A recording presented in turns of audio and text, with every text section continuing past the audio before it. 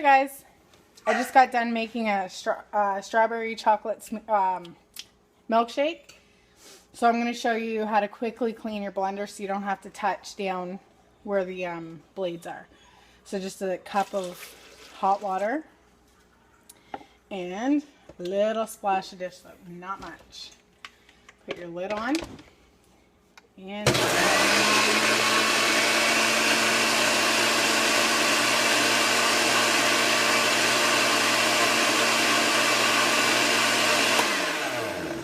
and then you're just going to go and rinse it out.